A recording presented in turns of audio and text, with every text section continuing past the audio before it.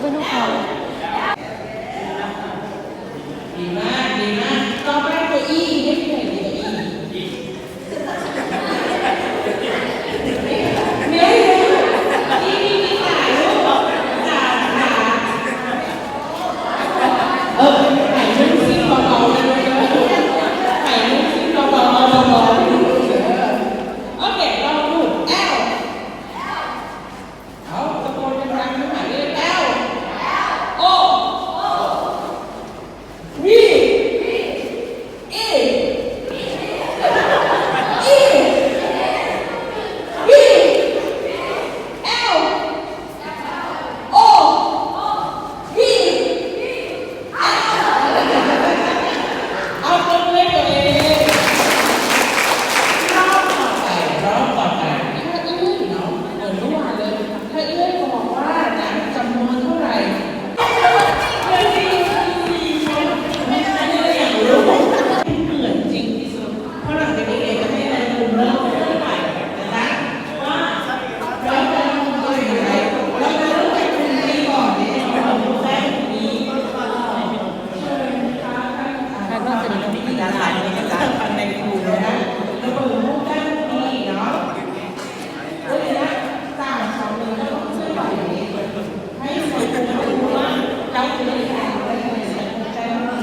จะสู้กับฉัน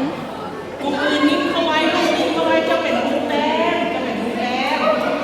เอาเบอร์กลุ่มนี้นะจ้างามเนาะ3 2 1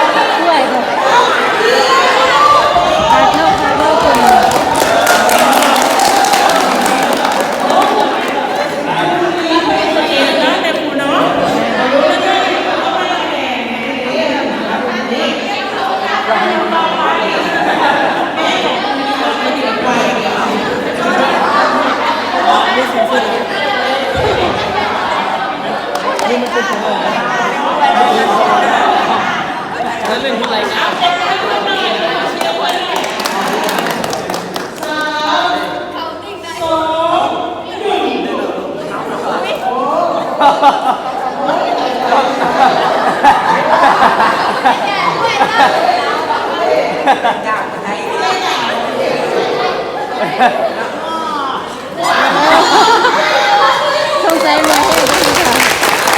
น่าจะเป็น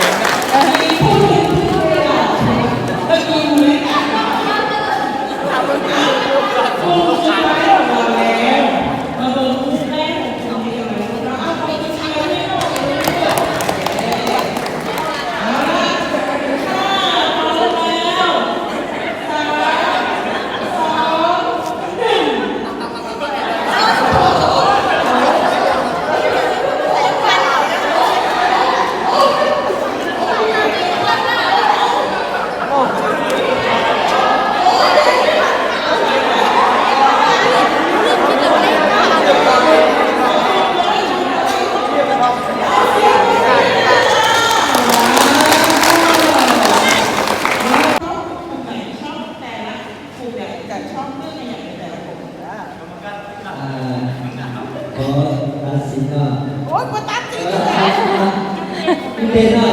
ถ้าสิ่งที่เป็นหน่อยการสังเกตดูก็รู้สึกถ้าเราดูผ่านสนใจเวลาเขาดูมันจะสร้างขึ้นมาว่าสังเกตสำหรับผู้ที่เราอุปกรณ์เราอยู่อุปกรณ์เพื่อครบถ้วนเห็นนั่นเองขั้วอะไรเองหมายว่าเบอร์ของเบอร์ไหนก็ทำว่าขั้วคือของเราวิธีการเกี่ยวเขาเนาะเพื่อพวกส่วนคุณน่ะเนาะสิ่งที่เห็นเนาะคือเด่นเราเห็นการทรมานขั้ว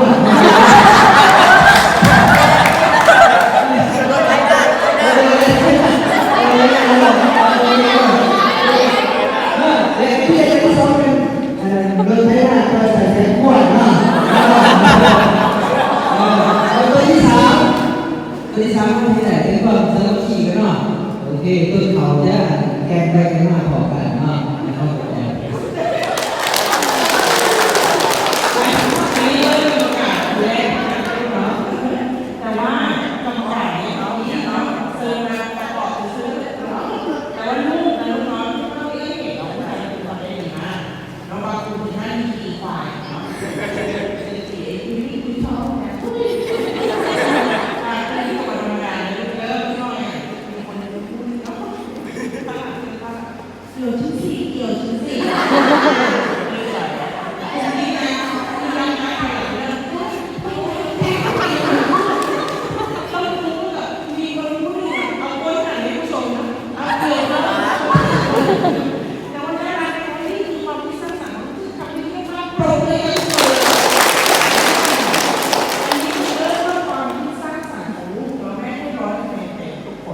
เกมหมู่บ้องมีทัศนคติไอเกม ผมพูดเล่นจะบอกเลยบอกมันจะทีแบบ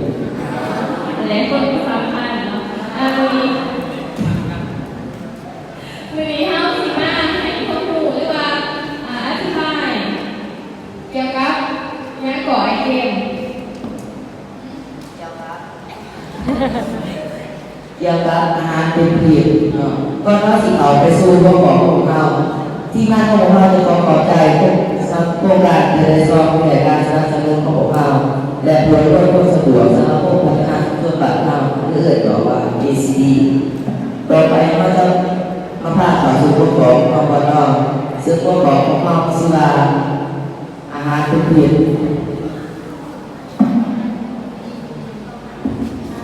สวัสดีทุกคนชื่อจักชื่ออะไรหรอ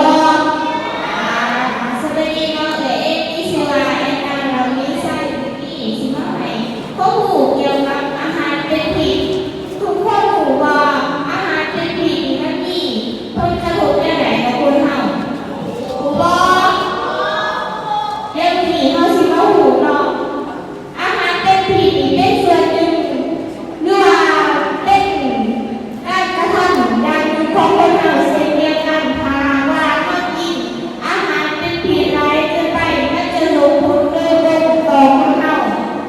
อาหารเป็นผิดเป็นอาหารที่เกิดจากคนเฮาหรือว่าสิ่งแวดล้อมที่บ่อำนวยความสะดวกในด้านต่างๆการที่มียาสะสายลงในน้ำเฮ็ดให้บ้านได้และบ้านได้ทุกนั้นเรามันก็จะเน่าและถ้าเฮาเอามากินมันก็จะอาจจะเป็น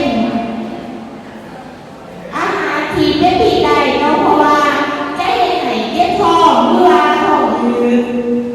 และถ้าหากว่าเฮากินอาหาร แม่ไม่เห็นแล้วภูมิใจหลานนะลูกหนึ่งสิ่งที่ดีใจนะลูกเนาะก็คือไม่มีทีมไหนไม่ติดข้อ13เพราะสิ่งตรงนี้เองด้วยแสดงว่านะลูกเนาะหลายกลุ่มในเมืองได้เห็นแล้วว่าข้อ13เนี่ยสำคัญเนื่องจากข้อ13ลูกเป็นข้อนะลูกเนาะที่สามารถนะลูกเนาะให้นะคะทุกสิ่งทุกอย่างด้านสิ่งแวดล้อมที่ต้องการเป็นแอคชั่นนะลูกเนาะหรือการมีนะพูดว่าการกระทำและการดูแลสิ่งแวดล้อมเกิดขึ้นในประเทศต่างๆก็จะเกิดความยั่งยืนทั้งหมดเลยนะคะแต่สิ่งสำคัญก็คือนะลูกเนาะสิ่งที่เจ้าวิเคราะห์ให้มันคือหลาย เจ้าจะเห็นว่าเราบางคนอาจจะวิเคราะห์มาอย่างเช่นข้อที่6เนี่ยเรื่องการด้านสิ่งแวดล้อมแต่บางคนบอกมันนอกจากการใช้และสิ่งเราต้องเข้าใจเรื่องพยานแล้วต้องเข้าใจเรื่องการตัดไม้ทำลายป่าเอาแต่แท้ๆแล้วทุกอย่างที่เกี่ยวกับสิ่งแวดล้อมทุกประเด็นเป็นเรื่องที่เราต้องศึกษาได้ก่อนให้เรารู้ดังนั้นนะคะทุกอย่างเมื่อไหร่ก็ตามที่ลูกเรียนเรื่องสิ่งแวดล้อมถ้าไม่ผ่านว่าเอาไปเชื่อมโยงการรู้สึกอย่างว่าด้วยสิ่งที่เด็กเนาะที่ทางประเทศเราเขารับรองได้อย่างไรเขาบอกได้เลยว่าทุกข้อจะมีความเกี่ยวเนื่องกับการรู้สึกอย่างว่าด้วยสิ่งที่เด็กเอาไม่ว่าจะเป็นการกระทำด้านสิ่งแวดล้อมนะลูกเนาะเรื่องการอยู่อาศัยนะคะเรื่องความรุนแรงนะลูกเนาะเรื่องความเป็นอยู่ที่เหมาะสมเรื่องการศึกษาเรื่องการมีส่วนร่วม